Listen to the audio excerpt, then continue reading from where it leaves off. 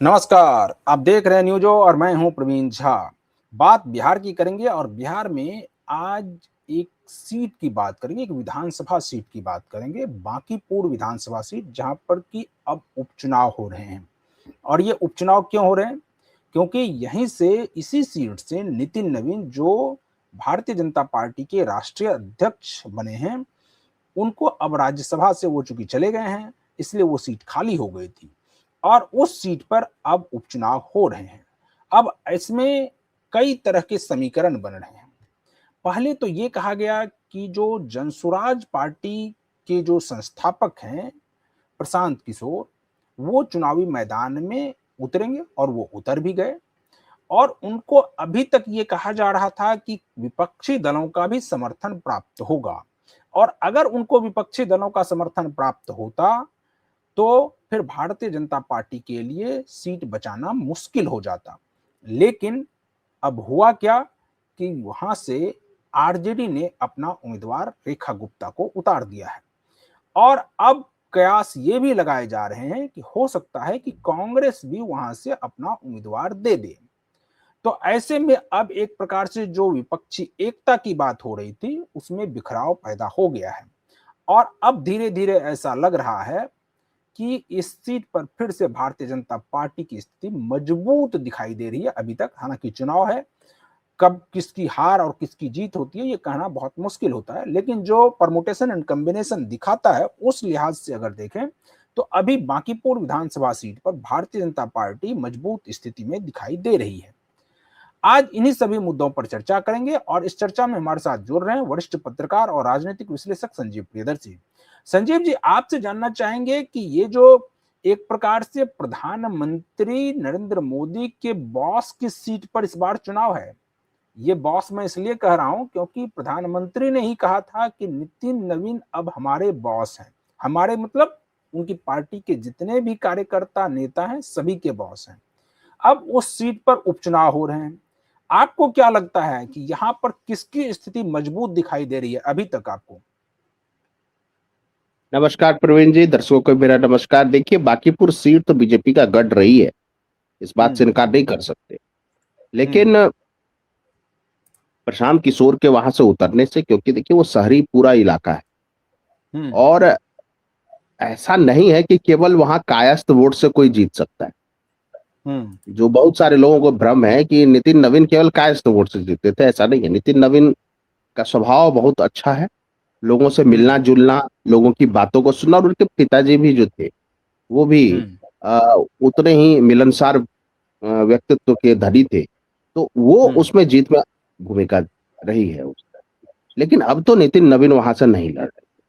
नील हम्म। रतन जी का नाम आ रहा है और ये उनके पिताजी के मित्र रहे हैं नील रतन। हम्म। उनको कहा जा रहा है, और भी हैं कुछ नाम, लेकिन सबसे आगे इन्हीं का नाम चल रहा है। अब प्रशांत हम्म। किशोर भी फाइट कर रहे हैं। रेखा गुप्ता को आरजेडी ने उतार दिया है, कांग्रेस करेगी वो भी उतारेगी। तो हम्म। सवाल ये है कि अगर तेजस्वी हम्म। तेजस्वी चाहते तो ये सीट बीजेपी के लिए टफ हो सकती। हम्म। उन्होंने अब उम्मीदवार दे दिया, रेखा गुप्ता बिल्कुल। जी को दे दिया, और वहां वैश्य समाज की आबादी 9% है, यादव हम्म। समाज की आबादी 12% है, मुस्लिम समाज की आबादी 9% है। अब यादव मुस्लिम वैश्य कम से कम ये वोट तो लेके जाने की संभावना है। हालांकि देखिए, प्रशांत किशोर को भी मुसलमान वोट कर सकते। बिल्कुल। और बीजेपी तो कायस्थ दे रही उम्मीदवार, तो कायस्थ हम्म। जो सर्वाधिक है 14% वोटर, वो निश्चित रूप से नितिन नवीन के नाम पे जाएंगे, या कुछ एक हम्म। हिस्सा प्रशांत किशोर को भी मिल सकता है। लेकिन इतना जान हम्म। लीजिए कि कांटे का टक्कर रहेगा, अंत में हम्म। फैसला होगा। क्योंकि प्रशांत किशोर दो तीन बातें बोल रहे। देखिए, प्रशांत किशोर ये कह रहे हैं कि ये चुनाव जो है सरकार हम्म। बनाने या सरकार हटाने का चुनाव नहीं, ये हम्म। चुनाव पक्ष के नेता को भी हटाने का चुनाव नहीं है। हम्म। तो ये चुनाव अगर बीजेपी हारती है वहां, इनका ऐसा कहना है, तो हम्म। सरकार पे थोड़ा ब्रेक लगेगा। और टेकन फॉर ग्रांटेड जो बीजेपी ने शहरी क्षेत्र के वोटरों को ले लिया है, वो प्रवृत्ति हम्म। बदलेगी। क्योंकि बीजेपी कुछ नेताओं ने बोला कि अरे बांकीपुर में तो हम कुत्ता बिल्ली खड़ा कर देंगे, तो भी हम जीत जाएंगे। तो इसी बयान को मुद्दा बनाकर प्रशांत किशोर ये कह रहे हैं कि जनता को एक बार इस तरह से वोट देना चाहिए ताकि उनका जो विधायक है जब वो जीते, यानी वो कह रहे अगर जनसुराज वहां से जीते तो बीजेपी को भी मैसेज जाए कि केवल जुमले से नहीं काम करना होगा, क्योंकि देखिए ये सब इलाके जो हैं इसमें भले शहरी इलाके, लेकिन आप देखिएगा सीवर की समस्या जस की तस है, सीवरेज नहीं है, वाटर लॉगिंग, यानी जरा सा बारिश होगी तो पूरा पानी भर जाता है। लॉ एंड ऑर्डर तो हम जान रहे हैं पटना में हर जगह उतनी बेहतर नहीं है। तीसरी बात एक देखिए ये भी है, मुझे ऐसा अंदेशा जरूर लगता है कि ये मुकाबला इससे टफ होगा कि सम्राट चौधरी से बीजेपी के अंदर खाने के लोग भी खुश नहीं, और उन्हें ऐसा लगता है कि अगर सम्राट चौधरी ये इलेक्शन जीत गए तो फिर 29 तक या 30 तक जब भी विधानसभा रहेगी वही रहेंगे सीएम, वही रहेंगे सीएम। तो नहीं, आप संजय जी बड़ी बात कह रहे हैं, आप संजय जी बड़ी बात कह रहे हैं कि अगर ये सीट अगर वो जीत जाते हैं और सम्राट चौधरी के नेतृत्व में जीत जाते हैं तो सम्राट चौधरी 29 से 30 तक, यानी जब भी 25 से 30 का चूंकि कार्यकाल है तो 30 तक सम्राट चौधरी ही रहेंगे। आपको इसमें कुछ सस्पिशन भी लग रहा है क्या कि सम्राट चौधरी उससे पहले भी हटाए जा सकते हैं क्या? नहीं, बीजेपी तो नहीं हटाती है, हटाने की बात मैं नहीं कह रहा हूं, मैं कह रहा हूं कि देखिए हो क्या रहा है कि बीजेपी के जो बाय बॉर्न या बाय स्वेट एंड ब्लड, पसीने और खून से जो जुड़े लोग हैं, उनका ये मानना है कि उनको साइडलाइन करके एक जमाने में आरजेडी के रहे नेता को मुख्यमंत्री बना दिया गया, तो वो उन्हें डाइजेस्ट नहीं हो रहा है। दूसरी बात देखिए, भरत तिवारी के प्रकरण को जिस तरह से सम्राट सरकार नहीं संभाल पाई ढंग से, और जिस तरह से आपस में ही एनडीए के समर्थक जातियों में सोशल मीडिया पर जो वार ऑफ वर्ड्स हो रहा है, वो देख के हैरान रह जाएंगे, हैरान रह जाएंगे। जेडीयू के जो सबसे सहयोगी, जो सबसे बड़ा क्या मतलब एक जो महत्वपूर्ण सहयोगी जेडीयू है, जेडीयू के नेताओं का भी इस पर बयान जो है वो उसी ओर का है जिस प्रकार से पूरे बिहार की जनता का है, क्योंकि जेडीयू के नेता भी लगातार उनके घर पर जा रहे हैं, भरत भूषण तिवारी के घर पर, और वहां पर उनके पिताजी से और माताजी से मुलाकात भी कर रहे हैं, और उनका बयान भी आ रहा है कि हम लोग देखेंगे और इस मामले में न्याय कराएंगे। तो आपने कहा कि इस मुद्दे को सही से सम्राट चौधरी ने एक प्रकार से नहीं हैंडल किया। आप अब ऐसा लग रहा है कि अब आने वाले समय में क्या सम्राट चौधरी इसके ऊपर कोई कॉन्क्रीट डिसीजन लेंगे क्या? हालांकि लोग ये कह रहे हैं क्या कि न्यायिक जांच की तो उन्होंने पहले ही एक बार वो कर दी है कि न्यायिक जांच हो, लेकिन सिर्फ न्यायिक जांच कहने भर से नहीं हो जाता है। नहीं, देखिए इसमें दो तीन बातें हैं। देखिए सरकार के भीतर ही विरोधाभास है सहयोगी दलों के बीच, उसका मैं बताता हूं क्या है कि पासवान समाज के 2 युवकों की हत्या हुई राजगीर में, बिल्कुल, और यहाँ इनका तो इनकाउंटर हो गया भरत तिवारी का। पासवान समाज और सवर्ण समाज कैडर वोटर है एनडीए का, और एनडीए के ये कैडर वोटरों की हत्या हो रही है, किसी भी रूप में हो रही है, तो ये नाराजगी है। दूसरी बात देखिए, जब चिराग पासवान वहां पर गए तो उन्होंने क्या कहा, ये बिटवीन द लाइन्स सुनने की जरूरत है। उन्होंने ये कहा कि जिस अधिकारी पर यह आरोप है उसका प्रमोशन कर दिया गया। आज संतोष कुमार सुमन, जीतन राम मांझी ने तो बहुत विवादित बयान दिया, उनके बेटे ने कहा कि चिराग पासवान ये सब गलत बयान दे रहे। सोचिए, यानी एनडीए के सहयोगियों के भीतर ही 2 फाड़ 3 फाड़ हो गया, और ये आरजेडी के लिए गोल्डन अपॉर्चुनिटी थी कि इसको इनकैश कराते, और इसको इनकैश करा के एक कोई समझौता करके एक डिफिट अगर दे सकते थे बांकीपुर में, तो बीजेपी के लिए, खास करके सम्राट चौधरी के लिए एम्बैरेसिंग होता।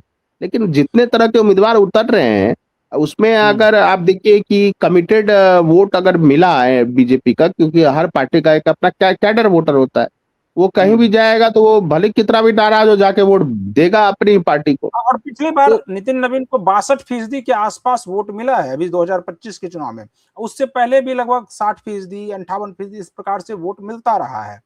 तो वोट मार्जिन के हिसाब से भी बहुत आगे है। कम से कम अभी भारतीय जनता पार्टी उस सीट पर बहुत मजबूत स्थिति में दिखाई दे रही है। नहीं देखिए, अगर देखिए, अगर मुस्लिम वहां पे 9% जो हैं, और अगर हम्म। यादवों को ऐसा लगा कि हम्म। बीजेपी के कैंडिडेट को हराया जा सकता है, और यादव हम्म। और मुस्लिम अगर इनके पक्ष में आ गए, तो ऐसा माना जा रहा है कि ब्राह्मण, भूमिहार और खास करके दलित समाज में भी थोड़ी हलचल तो है। यानी बीजेपी से दूर हम्म। जाने की हलचल है, वो ये एक मैसेज देना चाहते हैं, क्योंकि नागवानी कुछ जी ने जो विवादित हाँ, बयान दिया, बयान दिया।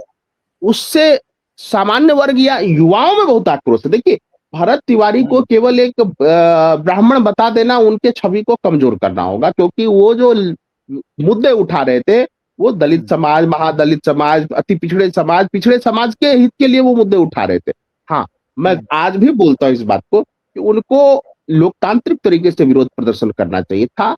हथियार लेना, उठाना किसी भी रूप में उसको स्वीकार नहीं किया जा नहीं, सकता लोकतंत्र। लेकिन यहाँ पर संजीव जी एक सवाल तो उठ रहा है ना कि जब लगातार एक ही मांग उठ रही है और वही सवाल बार बार वहां जो भी नेता जा रहे हैं उनके पास वही सवाल बार बार उठाया जा रहा है कि उनके मोबाइल में कुछ ऐसे सबूत हैं जो पूरे भ्रष्टाचार की पोल खोल कर रख देगा। तो आखिर उनके मोबाइल में जो है उसको सार्वजनिक क्यों नहीं किया जा रहा है, या उनका मोबाइल क्यों नहीं वापस किया जा रहा है परिवार वालों को? देखिए, मोबाइल तो अभी तक वापस नहीं किया गया, और वही ये तो। अशोक चौधरी जब गए थे, तब उनके पिताजी ने उनको भी बोला भी, पूरी। भरत तिवारी के पिताजी, बिल्कुल। कि मोबाइल तो अभी भी रखा हुआ है। ठीक है, देखिए, हम्म। मैं ये कह रहा हूँ, करप्शन के होंगे सबूत। बिहार में यशस्वी का मामला आया इतना बड़ा, कौन नहीं जानता हम्म। क्या करप्शन हुआ। बिहार का एक आईएएस अधिकारी चार्टर्ड प्लेन से दिल्ली टू पटना जाता है, सोचिए। हम्म। मतलब महाराष्ट्र और गुजरात के आईएएस अधिकारी नहीं जाते चार्टर्ड प्लेन से, लेकिन बिहार के हम्म। एक आईएएस अधिकारी जाते। तो देखिए, करप्शन जो है वो बहुत बड़ी समस्या है बिहार के लिए। और हम्म। मुझे लगता है, मैं मेरा हो सकता है मैं गलत भी हूं, लेकिन मुझे हम्म। लगता है सम्राट चौधरी इस केस को अच्छे तरीके से, दूसरे तरीके से, बेहतर तरीके से हैंडल कर सकते थे। आज एनडीए के समर्थक जातीय समूहों में ही जो लड़ाई हो रही है प्रवीण जी, उसका हम्म। फायदा एक नया नैरेटिव बन रहा है बिहार में। लोगों को नहीं पता हम्म। होगा कि सवर्ण यादव बैठक की शुरू हो गई है बिहार में। हम्म। और उसका उसका सवर्ण यादव मंच बन रहा इम्पैक्ट। है। और अभी भारतीय जनता पार्टी इसमें भूल कर रही है, उसका इम्पैक्ट सिर्फ बिहार में नहीं और इस सीट पर नहीं, बल्कि उसका इम्पैक्ट आने वाले समय में 2027 के विधानसभा चुनाव जो यूपी में होने वाले हैं उस पर भी पड़ता हुआ दिख रहा है, क्योंकि जो कम से कम बिहार से सटे हुए जिले हैं और वहां की जो विधानसभा सीटें हैं वहां पर यह असर दिखेगा। इसको भारतीय जनता पार्टी के नेता या तो समझने में भूल कर रहे हैं या समझकर इसको मतलब छोड़ देना चाहते हैं कि इसी तरह से ये मुद्दा किसी तरह से टल जाए। नहीं टलेगा नहीं, क्योंकि देखिए, अनिल मिश्रा जी बहुत मशहूर एडवोकेट हैं जो मध्य प्रदेश से आए थे, बिलोटी गांव हम्म। आरा के। हम्म। यूपी से, ईस्टर्न यूपी से तो बहुत बड़े हर तरह के सामाजिक समूह के लोग आए। तो बिल्कुल। हुआ क्या कि ये बीजेपी के लिए डैमेजिंग है, क्योंकि हम जानते हैं आरा बक्सर का जो इलाका है, वैसे भी यूपी हम्म। से लगा हुआ इलाका, हम्म। यूपी की सीमा से टच करता है। तो उसका प्रभाव ईस्टर्न यूपी में भी गया है, और ये अच्छी बात नहीं है किसी भी पार्टी। देखिए, मेरा यह स्पष्ट मानना है कि हम्म। किसी भी व्यक्ति की हम्म। इस तरह से इनकाउंटर नहीं किया जाना चाहिए था। दूसरी बात है कि वो व्यक्ति, उसको, उस पर तरह तरह के आरोप एनडीए के बड़े नेता लगा रहे हैं, जीतन राम मांझी जी हम्म। लगा रहे हैं, झूठा मूठा आरोप लगा रहे हैं, उस पे कौन बिल्कुल। सा एक्ट डलवा दे रहे हैं, जबकि उस पर कोई आरोप नहीं है, उस हम्म। पे। तो आखिर कोई तो लगाम लगाएगा एनडीए के भीतर, तो हो नहीं, सकता है, और इसलिए मैं जीतन कह रहा राम हूं मांझी अगर। मान लिया जाए वो उनके ऊपर आरोप भी था, जीतन राम मांझी जिस प्रकार से आरोप लगा रहे हैं, जीतन राम मांझी क्या अभी तक पहुंचे बिलोटी गांव में? और वहां पर जो पुनर्वास होकर के जिनको स्थापित किया जा रहा था, वहां पर विस्थापित को जो स्थापित करने की जो जगह है वहां पर क्या पहुंचे? नहीं पहुंचे, नहीं पहुंचे, नहीं क्यों पहुंचेंगे? उनको लोग तो, उनके दलित समाज और महादलित समाज के लोग जो बिलोटी गांव में बेचारे पुनर्वासित किए गए हैं, उनका ये कहना है कि उनको तो अपने बेटा से मतलब है, बहू से मतलब है, समधिन से मतलब है, अगला कोई होगा तो उनका दामाद होगा। तो हम्म। वो तो ठीक कहा। हुकुमदेव नारायण यादव जी का एक बयान सुन रहा था मैं, कि अब किस मुंह से बोलेंगे उपेंद्र कुशवाहा की लालू जी परिवारवादी हैं? भाई तुम्हारे तो पुत्र को सुप्रीम कोर्ट सवाल पूछ रही है, तब भी आप जमाए हुए हो अपने बेटे को। मांझी जी का तो अब मुझे लगता है 2-4 परिवार में अगर इधर-उधर भी होगा तो वो सब बनेंगे विधायक, और वो तो फिर किस मुंह से कोई लालू यादव की आलोचना कर सकता है? भाई लालू जी के दोनों पुत्र मंत्री बने थे, बट दोनों पब्लिकली इलेक्टेड थे विधानसभा से, तेजस्वी तेज प्रताप जब मंत्री बिल्कुल। बने थे। दीपक प्रकाश तो जनता के द्वारा निर्वाचित नहीं थे, यहाँ तक कि निशांत कुमार भी उस समय कुछ नहीं थे। तो फिर किस मुंह से एकमात्र क्या परिवारवाद लालू परिवार में ही है? राहुल गांधी में ही परिवारवाद है क्या? भाजपा और भाजपा के सहयोगी दलों में नहीं है? तो दिक्कत है, इसलिए मेरा मानना है कि टक्कर होगी। भले आरजेडी ने भी उम्मीदवार उतार दिया हो, भले कांग्रेस भी उतार देगी, लेकिन फाइट होगी, और वो फाइट अंतिम दम तक करेगी प्रशांत किशोर की टीम, और अंतिम दिन तक करेगी, ये भी देखिएगा। क्या आपको लगता है, एक आखिरी सवाल, क्या आपको लगता है कि जब इन लोगों को भी, खास करके तेजस्वी यादव या जो कांग्रेस पार्टी के राहुल गांधी को, ये अगर लगने लगे कि इस सीट पर जो प्रशांत किशोर हैं वो हराने की स्थिति में आ गए हैं, तो ये लोग एक प्रकार से मौन समर्थन दे दे? नहीं देखिए, अगर देखिए बहुत दिनों से चर्चा चली इंडिया गठबंधन में कि 1 अगेंस्ट 1 का फार्मूला, देखिए एक बीजेपी के उम्मीदवार के विरुद्ध एक, लेकिन अभी तक ऐसा नहीं हो पाया। इस बार अगर कम से कम चलिए प्रशांत किशोर को ही दे देते वॉक ओवर, तो बीजेपी के लिए पार पाना मुश्किल था। हालांकि मुझे अभी भी लगता है कि जन स्वराज मतलब प्रशांत किशोर टक्कर देंगे वहां। मतलब बीजेपी के लिए ऐसा नहीं है कि गए और जीत गए, ऐसी वाली बात नहीं है। हो सकता है बीजेपी ही जीत जाए, उसकी संभावना ज्यादा है, लेकिन मुकाबला होगा, एक तरफा नहीं होगा, वन साइडेड इलेक्शन नहीं होगा। चलिए चलिए संजीव जी, तो आज हम लोग इस डिबेट को यहीं पर खत्म करते हैं। कल किसी और मुद्दे के साथ फिर हाजिर होंगे, तब तक आप बने रहिए न्यूज़ के साथ। और अगर आपने अभी तक इस चैनल को सब्सक्राइब नहीं किया तो सब्सक्राइब जरूर कर लीजिए। मुझे और संजीव जी को दीजिए अनुमति। नमस्कार।